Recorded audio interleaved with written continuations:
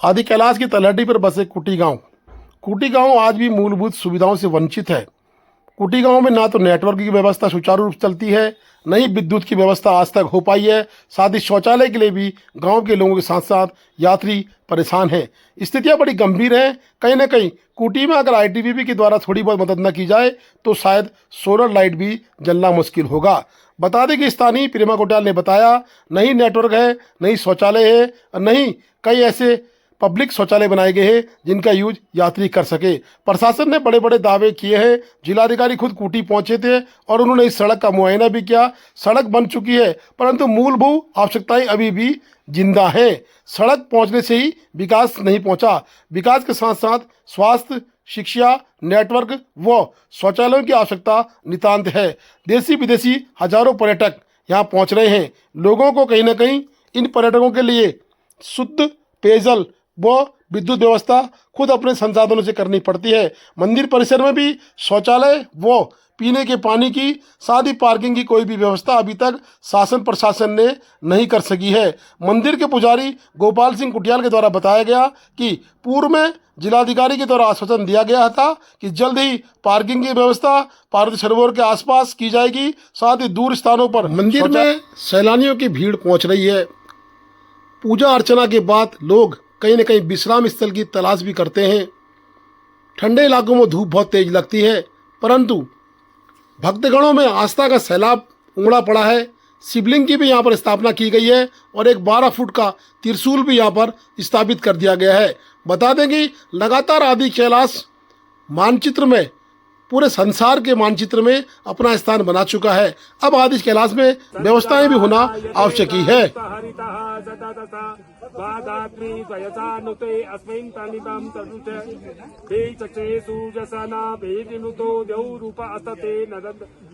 आदि कैलाश मंदिर के पुजारी दामा जी कहते हैं, जिनको हमारे भाषा में रंग संस्कृति के ये लोग यहाँ पर देख रेख करने वाले हैं। मंदिर की पूरी देख रेख ये लोग करते हैं। लामा जी, एक चीज़ देखिए, मैं जैसे धारचूला से आया हूँ, धीरे धीरे आगे बढ़ा हूँ। कई जगह में कुछ समस्याएं हैं, जैसे यहाँ नेटवर्क की समस्या तो आपको भी लगती होगी। दूसरा, कई यात्री आते हैं तो उनके लिए शौचालय की समस्या है।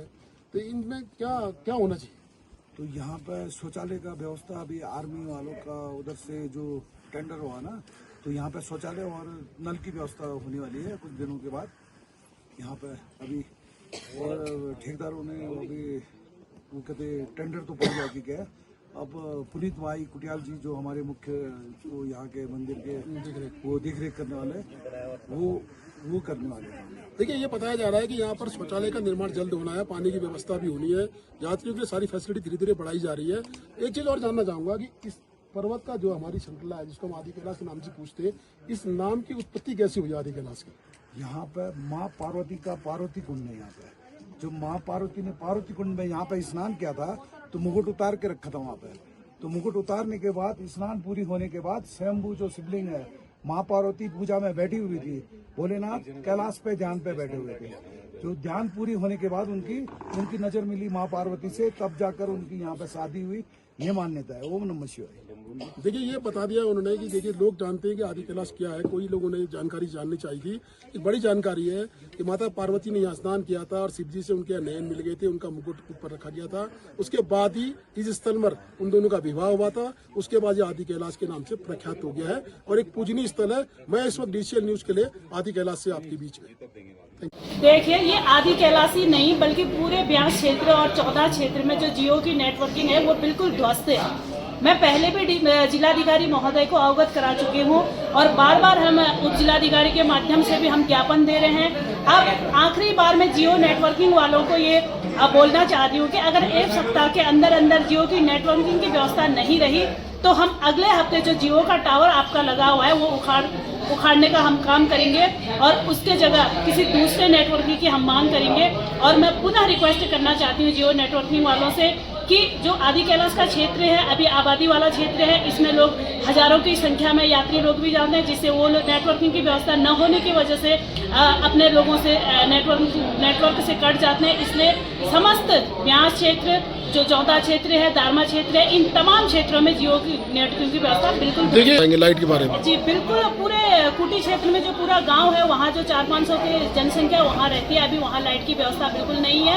सौर ऊर्जा के माध्यम से हम लोग जैसे तैसे अपनी रात गुजारते हैं। और मैं चाहूँगी कि उप जिलाधिकारी धारचूला के माध्यम से या जिलाधिकारी पिथौरागढ़ के माध्यम से जो आदि कैलाश का प्रथम गाँव, जो माननीय प्रधानमंत्री जी ने जो कुटी गाँव को प्रथम गाँव का नाम दे रखा है, तो प्रथम गाँव की तरह उसकी व्यवस्थाएं हो, लाइट की सुविधा हो, स्वास्थ्य विभाग की सुविधाएं हो, नेटवर्किंग की व्यवस्था हो, सारी जो व्यवस्थाएं, अगर सारी व्यवस्थाएं होंगी तब जाके जो माननीय प्रधानमंत्री मोदी जी ने कुटी गांव का नाम प्रथम गांव रखा है, तब जाके उसको पूर्ण रूप से माना जाएगा कि वास्तव में ही कुटी गांव प्रथम गांव है। एक मिनट टोटल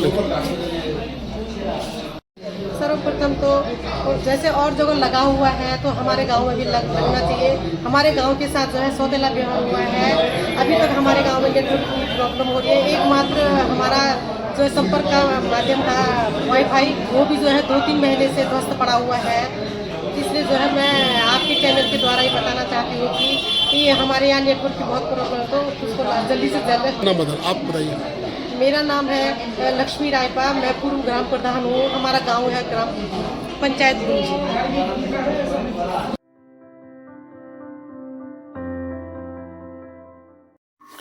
धारचूला 5 साल के बाद फिर से मानसरोवर यात्रा के लिए हुआ तैयार।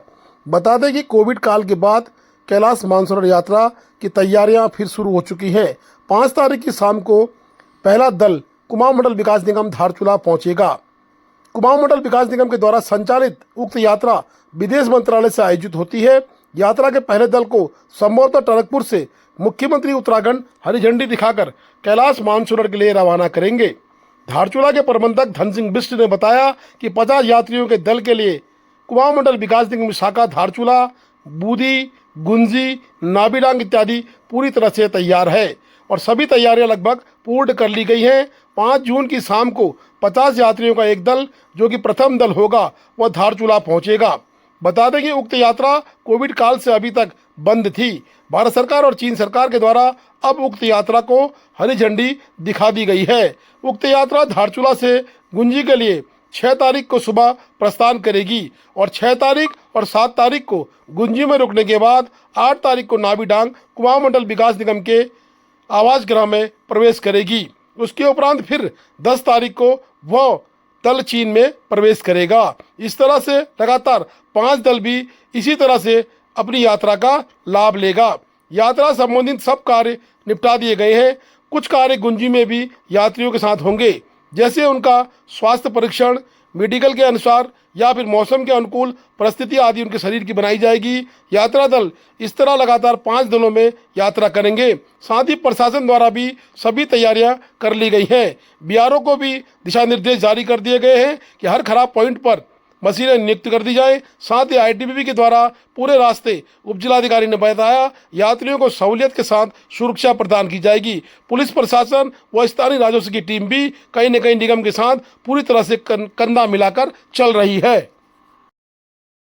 सबसे महत्वपूर्ण तथ्य यह है कि पूरे रास्ते में जो है स्लाइडिंग अलग अलग स्थानों पर हो रही है, तो सभी यात्रियों से अनुरोध है, स्थानीय व्यक्तियों से अनुरोध है कि सुरक्षित पैकेट्स में ही या पैकेजेस में ही वो ट्रैवल करें।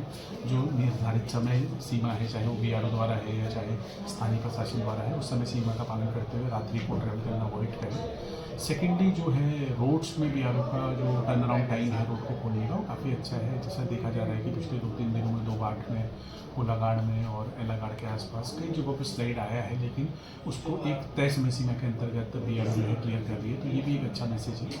इसके अलावा वैली में छोटा स्लाइड हर जगह पे है। अभी पंचायत इलेक्शन को देखते हुए भी तैयारियां सभी लोग भी कर रहे हैं और प्रतिनिधि भी कर रहे हैं, तो उसको देखते हुए भी सभी को सुरक्षा की बरतने की काफ़ी आवश्यकता है।